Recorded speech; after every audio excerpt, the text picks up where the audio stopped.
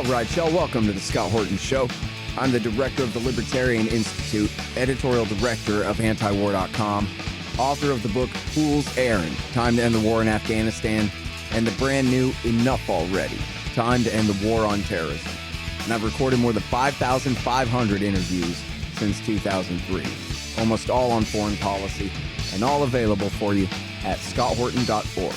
You can sign up for the podcast feed there, and the full interview archive is also available at youtube.com/Scott Horton Show. All right, you guys, check this out. It's Max Blumenthal having a lot of fun writing this one at the Grayzone.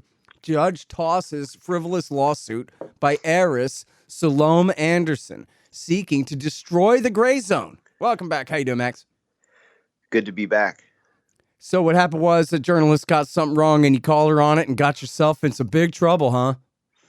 It wasn't even me who called her on it. It was Ben Norton, who works with me at the Grayzone, and he wrote a pretty short article about one of the biggest aspiring hacks in the Middle East at the time, Sulome Anderson, tweeting about how Iran was firing missiles into Israel, and she was producing video claiming that World War III was basically taking place. And then she produced another video saying that her Hezbollah source sent her these of Iran attacking Israeli-controlled Golan Heights. And everyone called her out, and she retracted the tweets and said that her Hezbollah source was unreliable. By the way, I'm sorry, just on this, was she claiming that Iranian forces in Syria were doing this, or Iran was shooting missiles over Iraq and over Jordan in order to hit the Golan Heights? Yeah, I mean, the first tweet was just Iran firing missiles into Israel. So you had no idea. And then the second one was implying that it was from Syria, IRGC, and basically what kind of like a realization of the fantasies of Netanyahu. Right. And what was so significant about this is this journalist has been traipsing around the Middle East claiming to have high-level Hezbollah sources when she is in fact the daughter of Terry Anderson, who was supposedly taken hostage by Shia militants in Beirut for something like 7 years, and who successfully sued Iran, the sponsor of Hezbollah, for $325 million, which went straight to a trust fund for Sulome. So the idea that she had Hezbollah sources was ridiculous from the beginning, and they would always provide her with damaging information about this organization, and she'd publish it in mainstream outlets. So here we had pretty clear evidence that what we always knew to be the case was that she had phony sources. She was basically making them up. So Ben writes this short piece just saying Sulome Anderson says her sources are unreliable. And then the next thing we know, she turns around and starts issuing these threats about a lawsuit and threatening a friend who's a lawyer who had defended me in the past against bogus smears. And her in this little, operation, basically the regime change online lobby, had worked up this lawsuit, which came down something like 6 months later in December of 2018. And it was for no less than $1 million. They accused me and Ben Norton and 10 John Does, who were Twitter accounts belonging to people we, for the most part, didn't even know. One of them was called time-traveling Russian hacker, and she was accusing us of engaging in a tortious conspiracy. In other words, a conspiracy to destroy her career with these accounts that we didn't know, holding us responsible for them as if we controlled some kind of troll farm.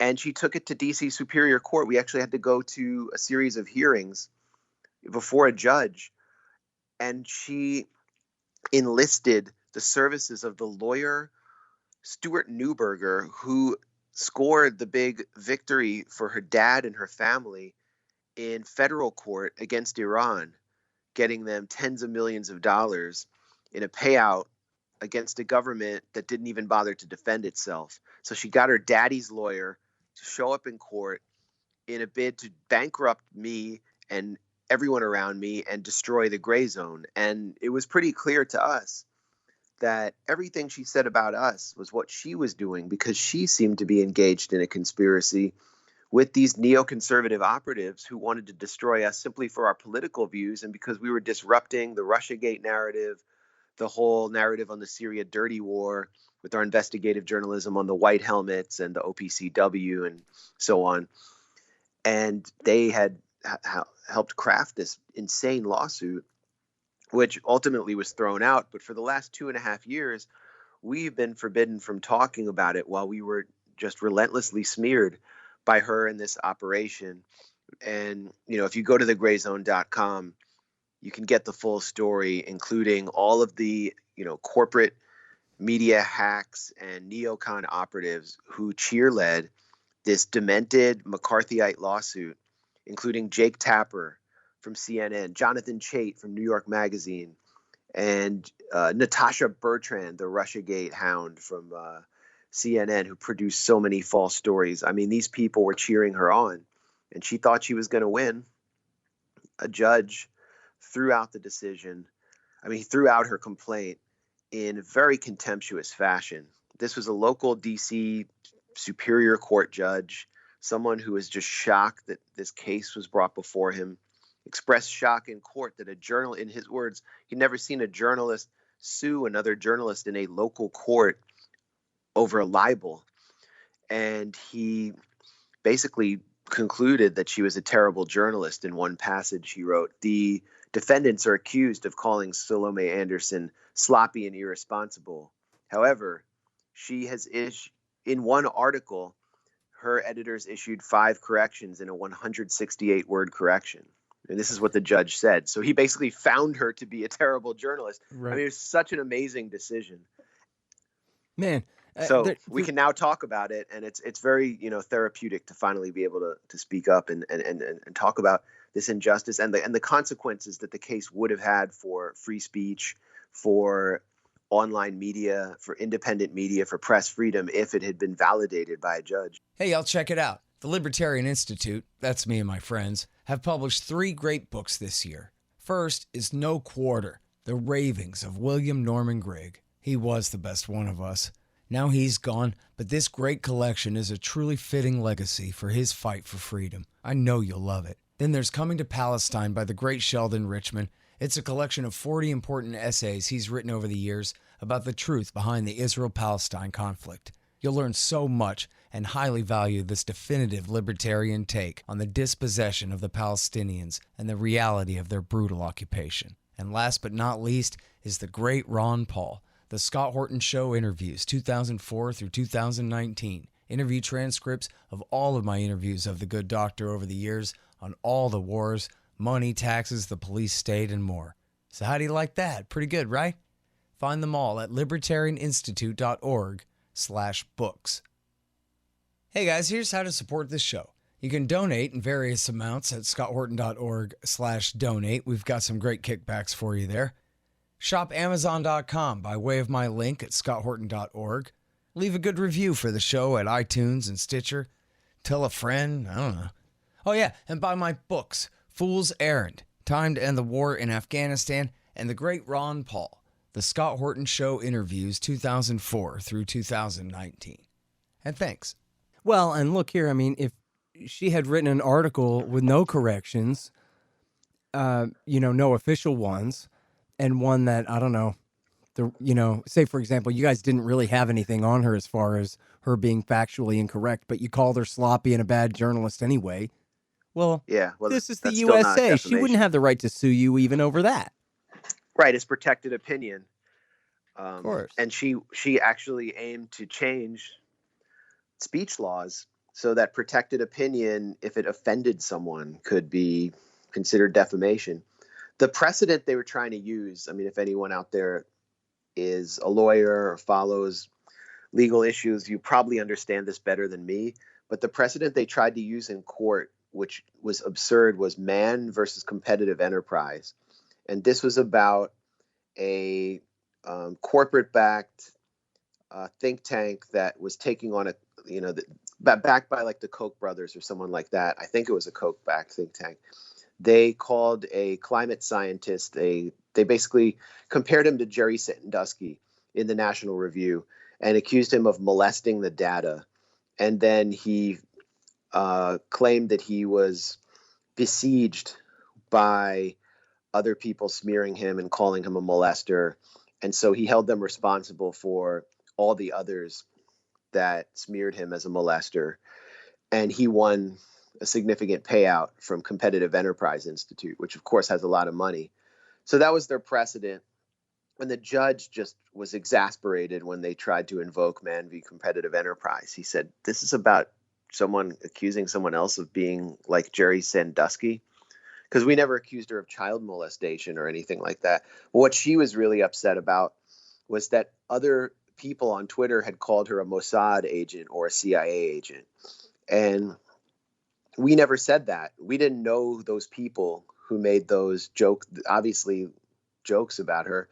But it wasn't a good look. I mean, if you're mad about being accused of being a Mossad agent, it's not a good look to bring Stuart Neuberger into court to defend you, because this is a guy who is essentially an Israel lobbyist. He is a hardcore pro-Israel lawyer who's a member of the Israel Practices Division at Crowell and Mooring, one of the largest corporate law firms in the country.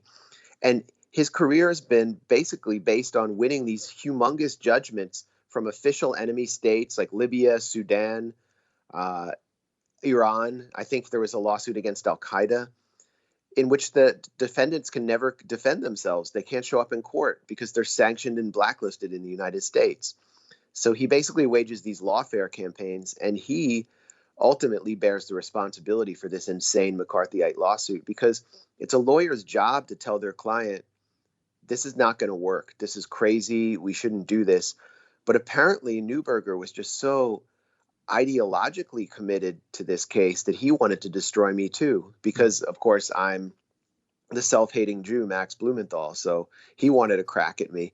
It was amazing. In a preliminary hearing, he brought a bunch of young Jewish law students to observe him and, to take inspiration from him working to destroy me. Mm-hmm. And or in at the least end, waste your time, yeah, right? I mean, waste my time. Yeah. He must have known this wasn't going to work, but at least he can jerk you around. But doesn't he have to pay all your lawyer bills now? Well, they should. I mean, Sulome Anderson went on Twitter, and it was almost like she consulted some reputation management firm. And she issued this thread of tweets that was just as offensive as it was absurd, about how she's proof that healing from mental illness and addiction is possible, and to everyone trying to drag her down, she's not paying attention to them. This is someone who initiated this $1 million lawsuit against us, and who clearly is not healed from all of the mental illness, all the mental issues and drug-fueled antics that she wrote about in her unintentionally revealing memoir called The Hostage's Daughter, which we analyzed in detail at the Grayzone.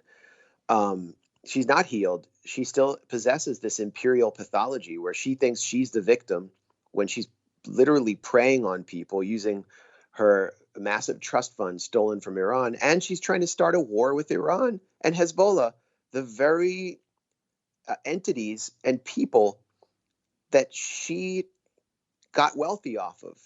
Their assets were seized by the U.S. government and given to her family. And in her own words, because of all the lawsuits my family filed against Iran, I had a lot of money to spend on drugs, and I made a lot of drug dealers very rich, or I made them a lot of money.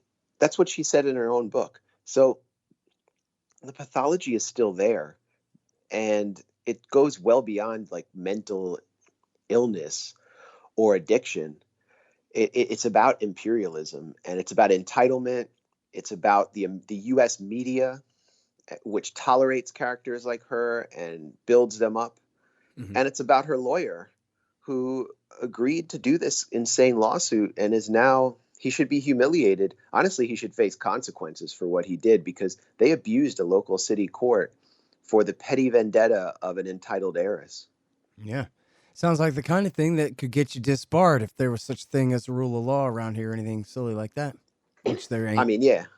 Yeah, or if there was a media that had ethics, Sulome Anderson would be disbarred from it for what she did, yep, which was to invent sources again and again. And we exposed the racket that was responsible for these sources at the Grayzone.